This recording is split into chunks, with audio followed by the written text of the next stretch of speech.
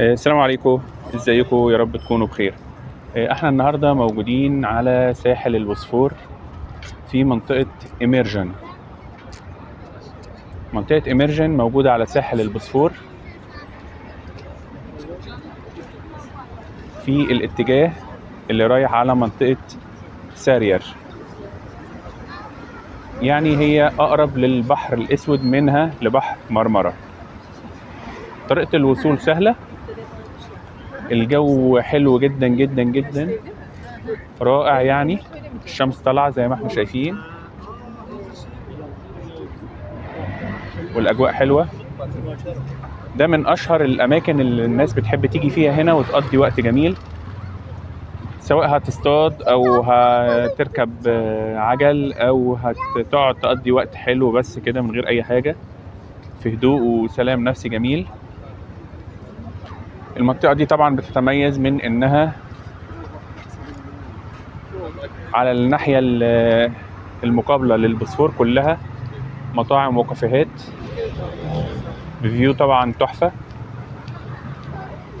وفي منها اللي فاتح الروف بتاعه عشان تبقى قاعد في الروف فوق كمان في مكان عالي وشايف البوسفور كله.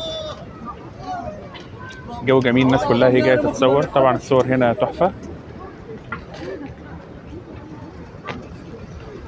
المنطقه هنا كمان فيها حديقه إيميرجن.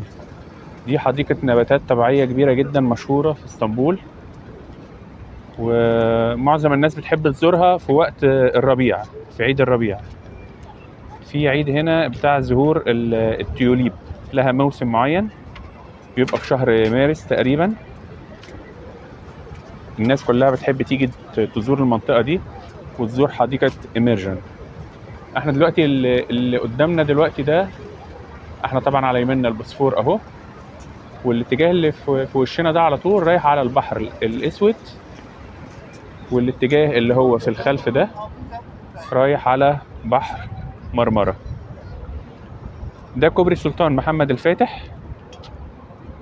وفي هو مش باين بقى قوي الكوبري اللي وراه يعني، ده كوبري شهداء 15 تموز اللي هو عند منطقة أورتاكوي. هواية الصيد من الهوايات الجميلة.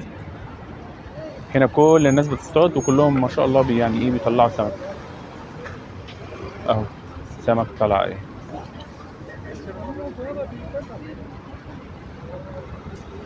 هواية الصيد هواية جميلة اهو. وادي شاب صغير جاي يصطاد،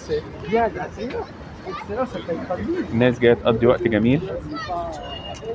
الجو حلو، يعني احنا في شهر يناير اهو، المفروض تكون درجة الحرارة أقل من كده، لا الجو حلو جدا. درجة الحرارة تقريبا في حدود 11 أو حاجة. الناس تشوفوا جايبين ترابيزة والكراسي وقاعدين بيقضي وقت جميل ومش مكلف، ترابيزتهم وكراسيهم وحاجاتهم،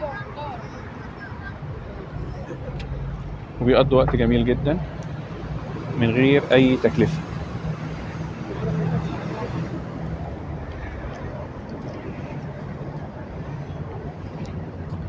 كل الناس بتصطاد.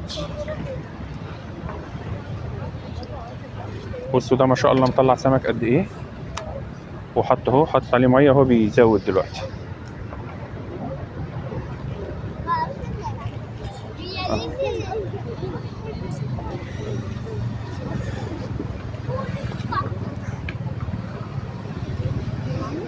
كل الناس مطلعه سمك اهو، ماسك في ايده ما شاء الله.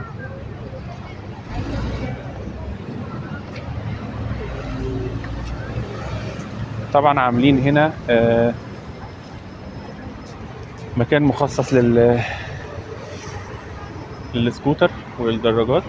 هو ده مكان مخصص للسكوتر وللدراجات. وده سكوتر اهو، طبعا ده بابليكيشن على التليفون. تنزل ابليكيشن على تليفونك وتسكان الكود اللي هو زي ده كده، وتسجل الكريدت كارد بتاعتك او الكارت بتاع البنك بتاعك على التليفون، وتاخد السكوتر تروح بيه مشوار، تتمشى بيه شويه يعني. على شمالنا زي ما احنا شايفين اهو مطاعم 3 ادوار لحد فوق خالص. الجو جميل، الناس مبسوطة والدنيا شمس وحاجة آخر عظمة. طبعا لو الجو وحش مش هنلاقي الكم ده من الناس، ولا بتصطاد ولا قاعدة بقى، لو في مطر أو لو في تلج. لكن الحمد لله يعني الجو جميل جدا.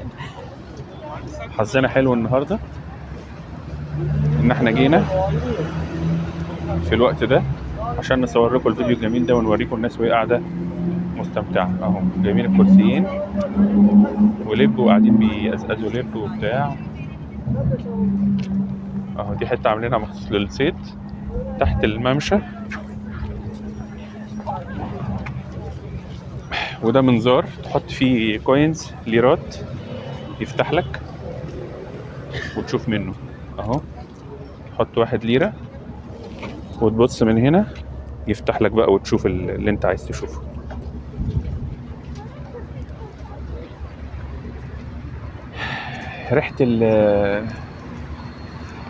ريحة اليود جميلة جدا جدا. الهواء نقي بشكل غير طبيعي. هو تاخد نفسك كده وتملى صدرك كده وتتبسط، تحس بسعادة، تغير مودك، تغير جو.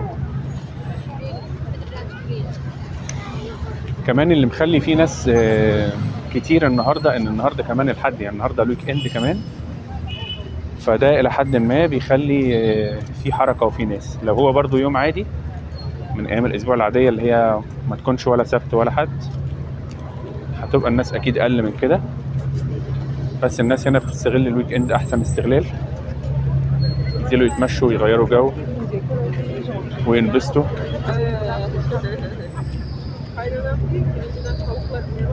ممكن تقعد في مطعم زي المطاعم اللي على شمالنا او كافيه، ممكن تقعد زي ما الناس قاعدة، يعني كل الاختيارات متاحة.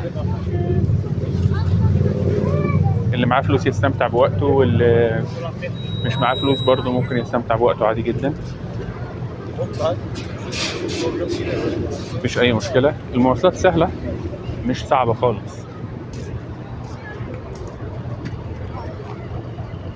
في هنا طبعا مراكب كده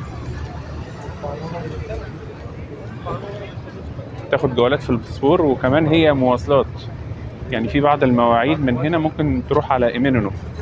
احنا هنوصل على المحطة اللي هي المركب اللي قدامنا حالا في الكادر دي، رايحة على المحطة بتاعة المراكب.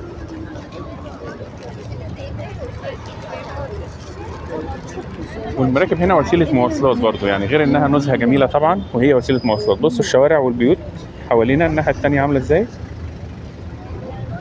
والشجر والخضرة والناس، أسر كتير جاية قاعدة تنبسط وتقضي وقت جميل. بصراحة حاجة كويسة جدا وأجواء حلوة. نتمنى إن كل الناس اللي بتيجي تزور اسطنبول ما تنساش تيجي تهدي أعصابها وتقعد قاعدة حلوة زي دي، قاعدة رايقة تهدي أعصابها وتنبسط في وسط الناس العادية، بعيد عن السياحة وبعيد عن أي حاجة. لأن المنطقة اللي احنا فيها دي تعتبر برضو نادر لما تلاقي فيها أجانب. سياح يعني متركزين كلهم في منطقة الفاتح وما حولها، لكن احنا دلوقتي بعيد جدا عنهم. احنا وصلنا بالمترو هنا بسهولة، ركبنا مترو مائكي من عند أكسراي أو من عند ييني كابı، ونزلنا محطة دورت ليفنت، وركبنا دولموش صغير. دولموش ده زي يعني ميكروباص صغير بيوصل من المترو لحد هنا، لحد إيميرجان.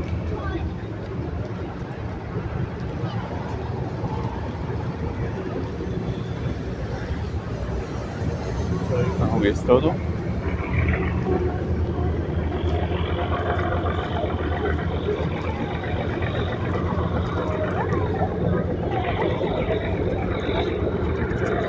برضه انا بحاول اصور لكم الناحيه الشمال. بصوا دي فيلا في وسط الخضره عامله ازاي، تحفه.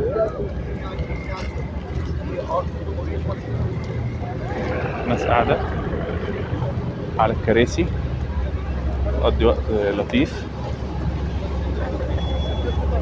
بصراحة حاجة تحفة. اسطنبول جميلة ممتعة، العيشة فيها حقيقي حلوة حقيقي، ولكنها غالية جدا دلوقتي، أو غليت.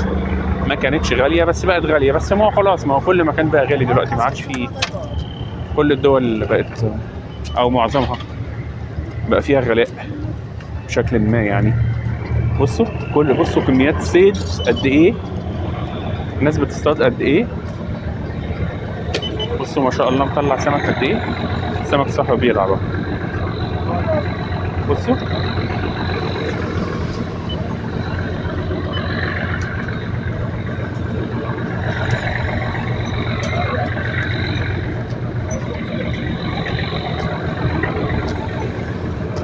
احنا ممكن نلاقي مركب من هنا تاخدنا، ما نركبش اصلا بقى ولا مترو ولا اتوبيس ولا اي حاجه.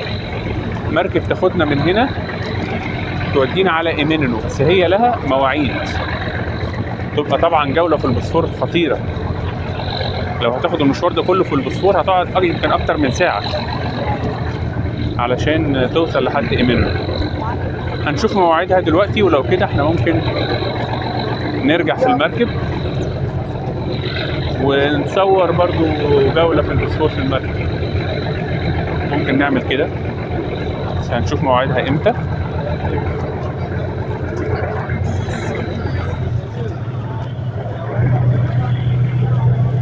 فيلل طبعا وحاجات وكافيهات، حاجات جميلة.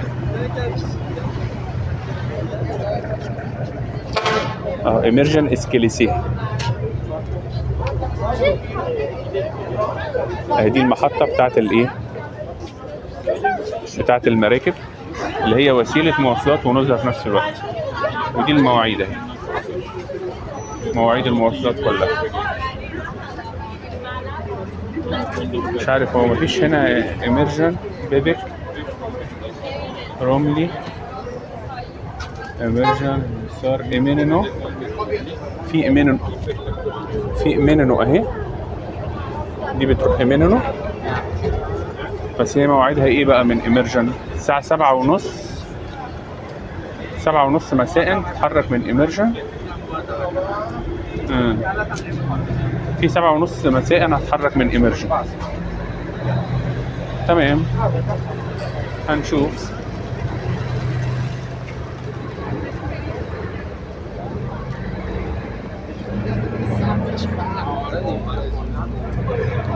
حبة هواء نقي، تحفة تحفة يا جماعة، تحفة. كلب جميل الكلب.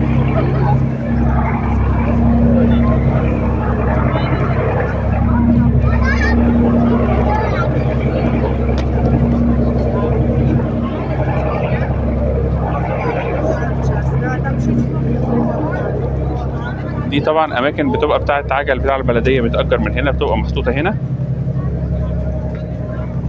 ليها برضو ابلكيشن ولها موضوع اهو. الطريقه بتاعتها دي الطريقه بتاعتها برضو. تنزل الابلكيشن على تليفونك وتعمل الخطوات وتسجل الكارت بتاعك وتدفع وتفتح العجله وتاخدها وتمشي.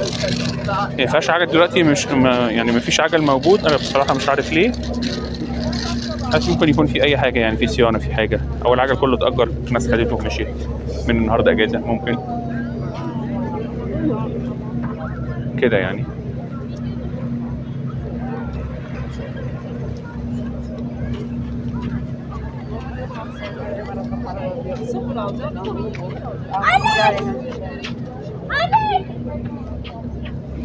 بنحاول دايما نصور لكم فيديوهات في اماكن مش معتاده.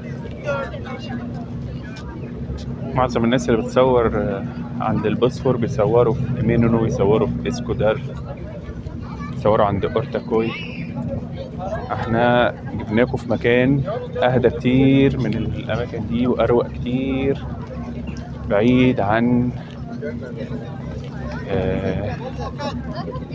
السياح الكتير والاجانب الكتير. تيجي تشوف كل دول معظمهم اتراك تقريبا يعني، مشوش حد بيتكلم عربي غير انا بس اللي موجود دلوقتي في المكان ده. مفيش حد بيتكلم عربي ابدا. orada çalışıyor. Tamam, ondan da çalışıyor. Evet, bu ikisi geldi.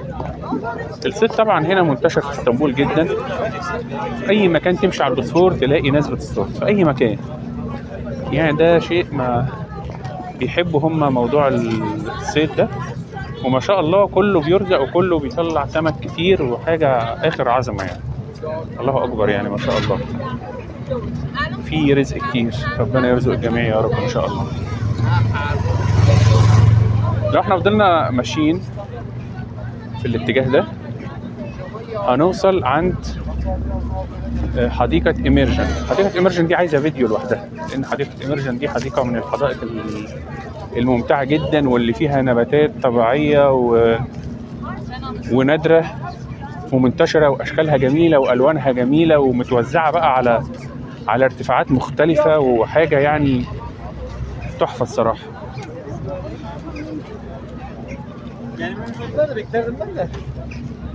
هي هتقابلنا دلوقتي قريب على الشمال.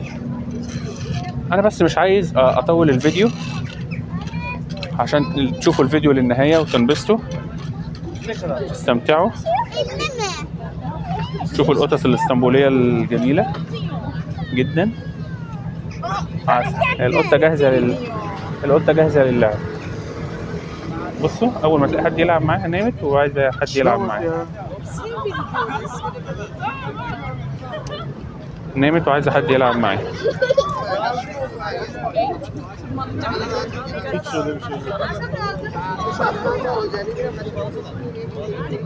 قطة اسطنبولية أصيلة عسل.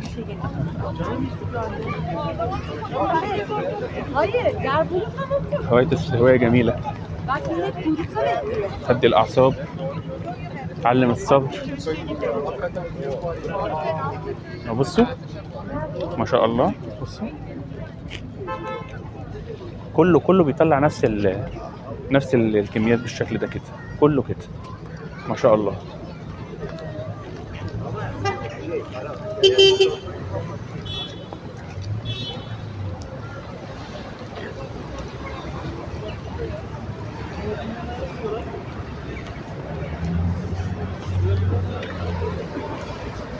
أو مطاعم بقى طبعا في كل مكان.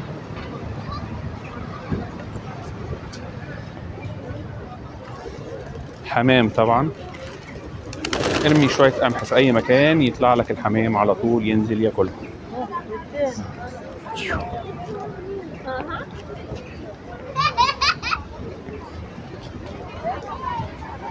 أجواء جميلة. مش عايزين نطول فيديو اكتر من كده. يا رب يكون الفيديو عجبكم. ما تنساش لو سمحتوا تشتركوا في القناة وتعملوا لنا اعجاب وتسيبوا لنا تعليق وتقولوا لنا ايه رايكم في الفيديو، نفسكم نصور لكم ايه تاني، نجيب لكم اماكن تانية، ايه بتسالوا على حاجه في اسطنبول نقدر نفيدكم يعني. سيبوا اي حاجه تحتاجوها او تحبوا تسالوا عنها في التعليقات واحنا ان شاء الله هنرد عليكم. ورب يكون الفيديو عجبكم، وتحياتي ليكم من اسطنبول، منطقة إيميرجن، ساحل البوسفور. محمد سالم.